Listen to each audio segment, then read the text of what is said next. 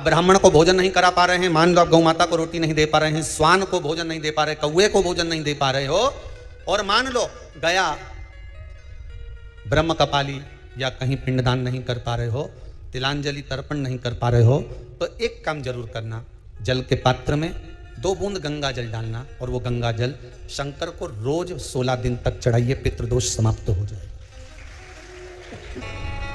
जब ज्यादा घर में पितृदोष हो ना, ऐसा लगे कि पितृदोष बहुत ज्यादा है, 1 रुपये कमा रहे हैं, 1.25 रुपये खर्च हो रहा है, हाथ में पैसा नहीं टिक रहा, दुकान 4 दिन अच्छी चल रही है, फिर व्यापार डाउन हो जाता है, कोई पैसा लेकर भाग गया नहीं दे रहा, कहीं कर्जा मात्रा बढ़ गई है, ये पितृदोष के लक्षण है कुछ। इसमें आपके घर में जो भी रुद्राक्ष पड़ा हो, जो भी रुद्राक्ष रखा हो, क्योंकि संभाल के तो आप रखते नहीं, पटक देते यहां, जो भी रुद्राक्ष आपके घर में रखा हुआ, एक पानी के पात्र में उस रुद्राक्ष को डाल दीजिए, उसमें 1 चावल का दाना डाल दीजिए।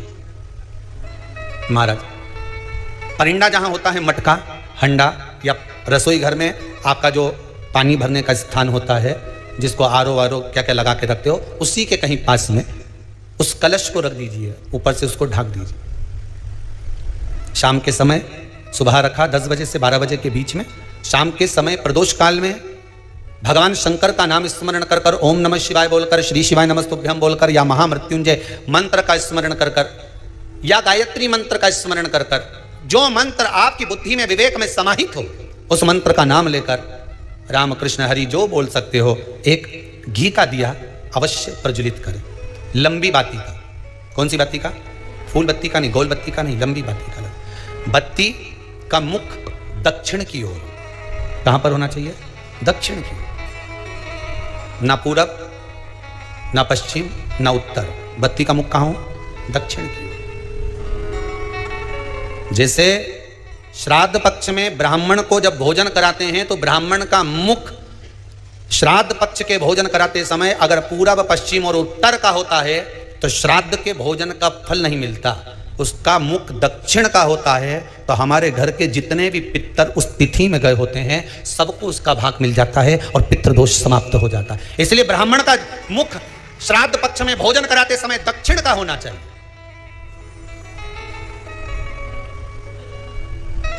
ब्राह्मण का मुख दक्षिण का हो। यहां तक शास्त्र कहता है, महाराज अगर गौ माता को श्राद्ध पक्ष में अगर भोजन दे रहे हो तो गाय का मुख अगर दक्षिण का है, गाय का, आपका मुख भले उत्तर का हो, गाय का मुख दक्षिण का हो, आपका मुख भले पूरा पश्चिम नहीं का, गाय का मुख अगर दक्षिण में, अगर आपने दक्षिण में गाय को खड़ी कर रखा है और दक्षिण में उसका मुख और आप भोजन दे रहे हो तो शास्त्र कहता है कि किसी पिंड की जरूरत नहीं पड़ती, गाय स्वतः कल्याण कर देती है, गौ माता स्वतः कल्याण करती है। दक्षिण मुखी हो तो दिए की जो बाती का मुख कहां होना चाहिए? दक्षिण का। और दक्षिण का मुख होना चाहिए।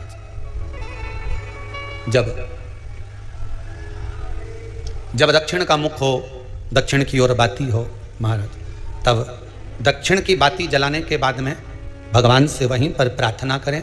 जो कलश रखा है उसके ऊपर जो प्लेट रखी है, ढाका गया है, वहां अपना सीधा हाथ रखें और अपने पूर्वजों का, अपने पितरों का स्मरण करें कि मेरे धन को लेकर कोई चले गया, मेरा व्यापार ऐसा चल रहा है, मेरा घर में बच्चों का विवाह नहीं हो रहा है, या घर में इतनी अशांति है या तकलीफ है या कष्ट है, ये सब का स्मरण कर कर उस कलश को रात्रि भर रखे रहने दें।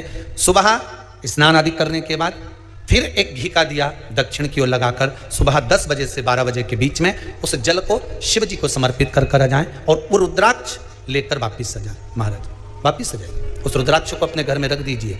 वर्ष भर वो रुद्राक्ष आपको कभी बीमारी से नहीं घिरने देगा, कभी किसी जगह खड्डे में नहीं जाने देगा, वो उन्नति की ओर ही बढ़ाएगा। भले कोई भी रुद्राक्ष हो, 1 मुखी से लेकर 14 मुखी, 20 मुखी, 18 मुखी, जो रुद्राक्ष आपके पास में, आप तो उसका स्मरण करिए,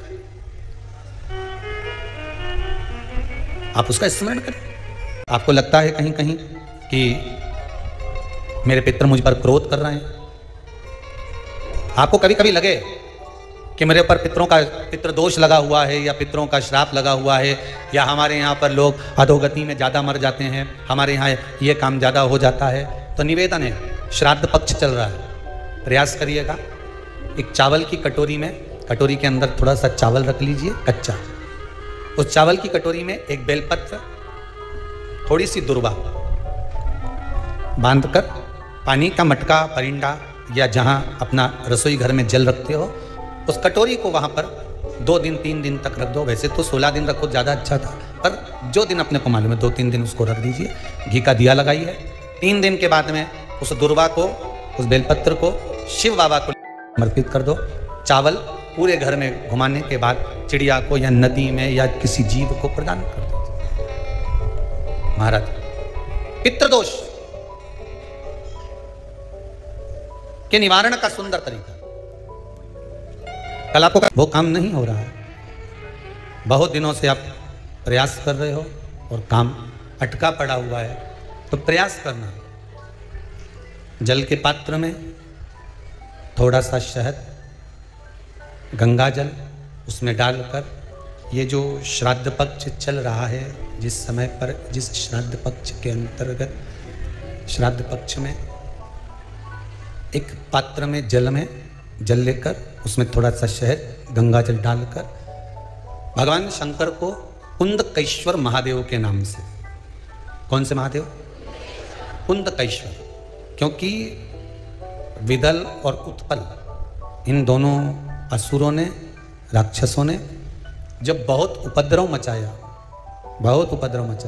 अब ठीक, जब बहुत उपद्रव मचाया, तब माता जगतजननी के कहने पर कुंदुक का प्रहार कर कर इन दोनों राक्षसों का संहार करा था। तो शिवजी का नाम कुंदकेश्वर पड़ गया था। क्या नाम पड़ा था? कुंदकेश्वर। कहते हैं बहुत बांधाओं में जब व्यक्ति पड़ जाता है, बहुत बांधाओं में जब व्यक्ति चला जाता है, कुछ ना कुछ समस्याओं में जब व्यक्ति फंसा रहता है, पड़ा रहता है, तो कुंदकेश्वर महादेव का स्मरण करना चाहिए। एक प्रयास और करना, छोटा सा प्रैक्टिकल करने में क्या जाता है। दुकान पर ग्राहक नहीं आ रहे ना, आधा घंटा हो गया कोई ग्राहक नजर नहीं आया, फालतू बैठे हो ना दुकान पर, जब ग्राहक नहीं आता तो फ्री हो, तो एक काम करो, कोई भी जरा सा हाथ में पानी लेकर कुंदकेश्वर महादेव के नाम से 51 बार, 21 बार बोलकर, 11 बार बोलकर वो पानी को दरवाजे पे छीट दो। आधा घंटा, ज़्यादा से ज़्यादा 20 मिनट, आधा घंटा 30 मिनट नहीं लगेंगे और ग्राहक प्रवेश करना प्रारंभ करें। प्रैक्टिकल करने में क्या जाए।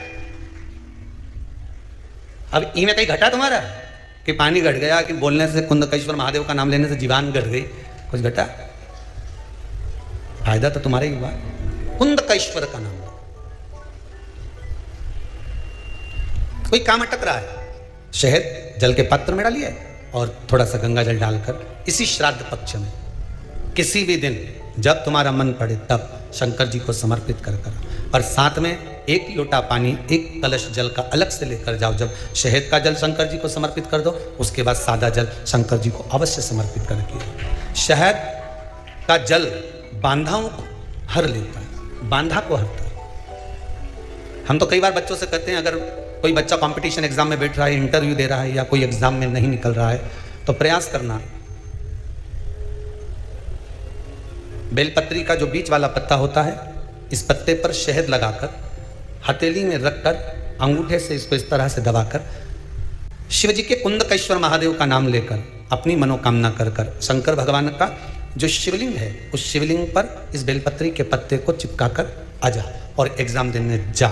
बाबा निपटे का सब काम कर। जिस बालक बालिका का जॉब नहीं लग रहा हो, सर्विस नहीं लग रही हो, नौकरी नहीं लग रही हो, जगह जगह पहले करते थे जॉब, अब छूट गई, 2 साल हो गए, 3 साल हो गए, सर्विस नहीं लग रही हो, बहुत प्रयास कर लिया हो, बहुत प्रयास, तो महाराज काली तिल्ली को पीस कर उसको जल के पात्र में डालकर अपने घर के मटका परिंदा, पितरों का जो स्थान होता है, जलाशय होता है, उसके पास में एक पात्र में रख दीजिए। बेलपत्री या बट का पेड़ या पीपल का पेड़, इस वृक्ष के नीचे 1 रात्रि तक रखे रहने के बाद में दूसरे दिन अपनी कामना करता है, जिनका जॉब नहीं लग रहा, सर्विस नहीं लग रही, नौकरी नहीं लग रही, या कहीं उलझने उत्पन्न हो रही है, उस व्यक्ति को हाथ में ले जाकर उस पात्र का जल, 3 वृक्ष पितरों के तुल्य हैं। कल की कथा में कहा था, पहला बेलपत्री का, दूसरा पीपल का, तीसरा बट का, ये 3 पितरों के तुल्य हैं। इन 3 में से किसी भी वृक्ष के नीचे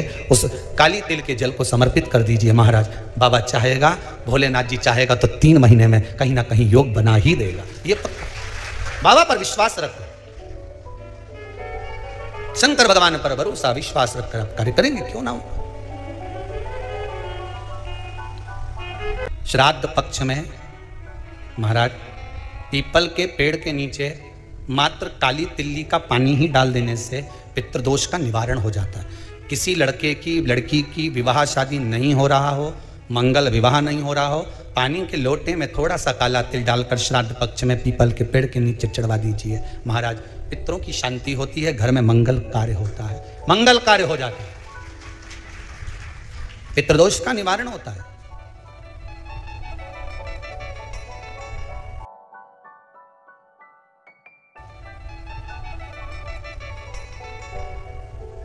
बहुत रोग घिर गया, ऐसा लग रहा है कि बहुत बड़ी बीमारी शरीर में आ गई है, वो मिट नहीं रही, बीमारी बहुत बड़ी है, नहीं जा रही।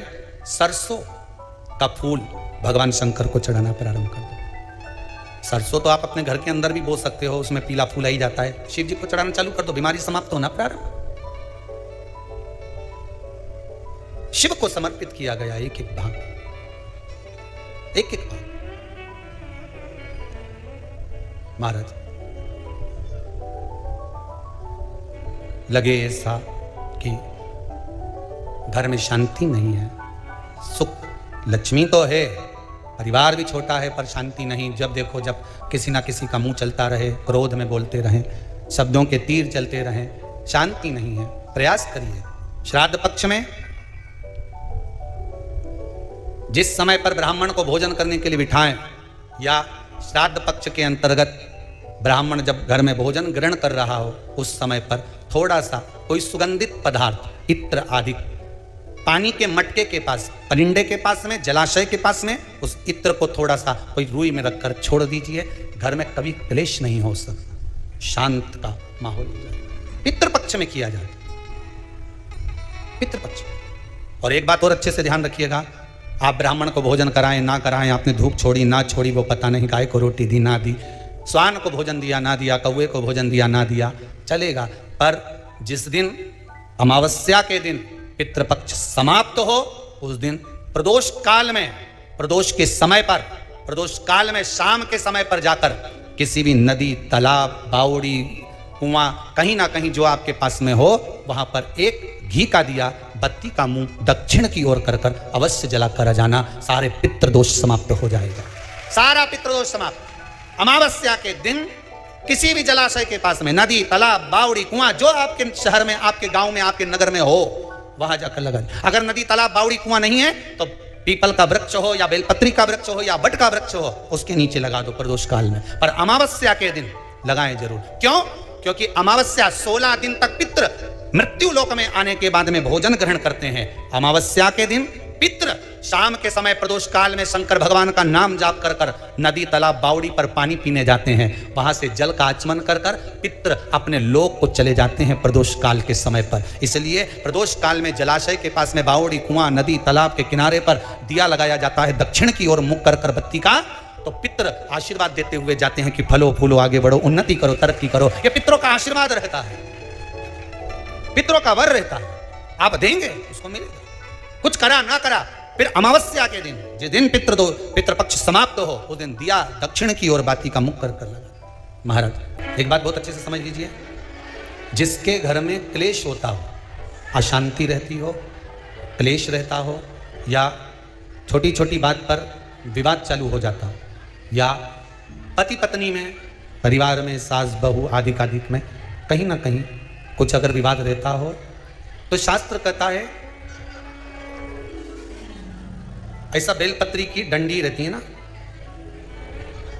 बहुत ध्यान दीजिएगा महाराज। श्राद्ध पक्ष की कथा चल रही है, शिव महापुराण आज विराम की ओर है, ध्यान दीजिएगा। जैसे ये बेलपत्री की जो डंडी होती है, डंडी का जो भाग होता है बेलपत्री की, ऐसा बेलपत्री की 7 भाग ले लो, मतलब बेलपत्री 7 ले लीजिए। 7 बेलपत्र लेकर कच्चा जो सूत होता है ना, कच्चा सूत जो जानते हो पेड़ पौधे में माताएं लपेटती हैं, धागा जो होता है ना सफ़ेद कलर का कच्चा धागा, जो बड़ में, पीपल में और आंवला आदि में लपेटा जाता है, कच्चा सूत, उसको शंकर भगवान और माता पार्वती का स्मरण कर कर नंदी के, जो नंदी होता है, नंदी के राइट भाग में, नंदी का एक पाँव ऊंचा होता है, आपने देखा होगा आगे का पाँव ऊंचा होता है, बैठते समय नंदी का एक पाँव ऊंचा एक पाँव नीचे की हो जाता है। तो नंदी का जहां पाँव ऊंचा है उस ऊंचे पाँव के पास में बैठना है। कच्चे सूत पर उस बेलपत्री के जो 7 गुच्छ हैं, 7 जो बेलपत्री के भाग हैं, 7 बेलपत्री हैं, उसको अपना नाम गोत्र स्मरण कर कर उस कच्चे सूत को लपेटना है। महाराज लाल कलर का चंदन उस बेलपत्री के पत्ते में जो अग्रभाग होता है, सबसे आगे का भाग, 7 में लाल चंदन लगाना है।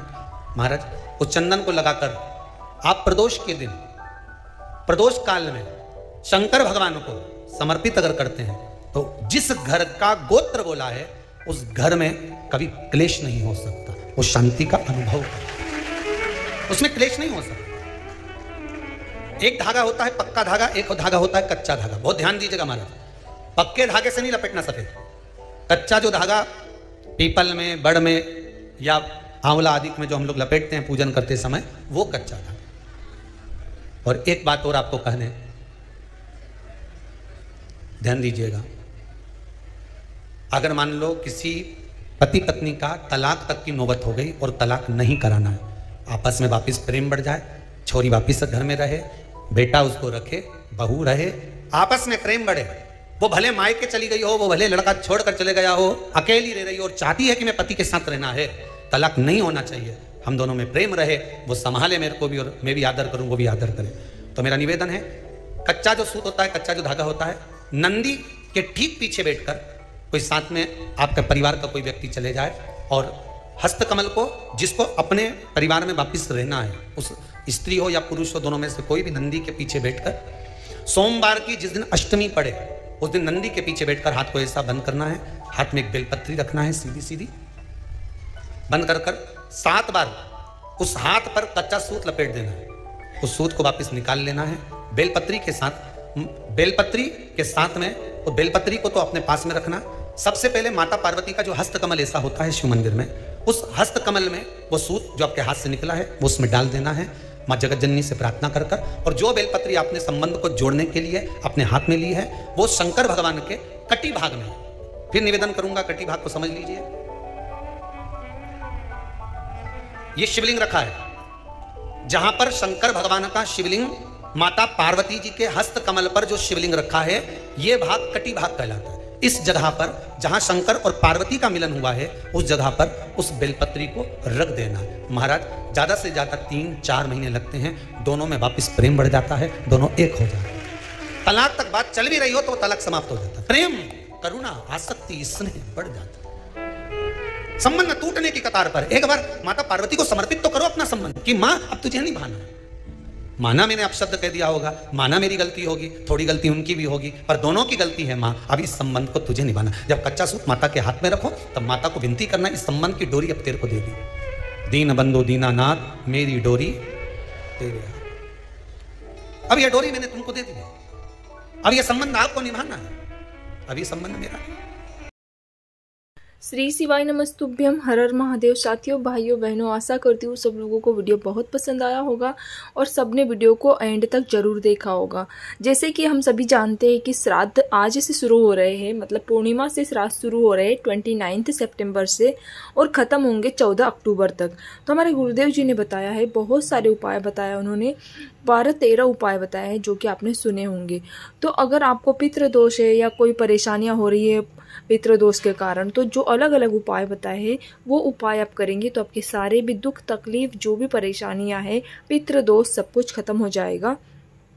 तो आपको गुरुदेव जी द्वारा बताए हुए सारे उपायों को अच्छे से सुनना होगा और अच्छे से उसको लागू करना होगा, तभी जाके आपको उसका फल मिलेगा। तो आशा करती हूँ सब लोगों को वीडियो बहुत पसंद आया होगा। अगर वीडियो पसंद आता है तो वीडियो को लाइक करना, शेयर करना, सब्सक्राइब करना। श्री शिवाय नमस्तुभ्यम, हर हर महादेव।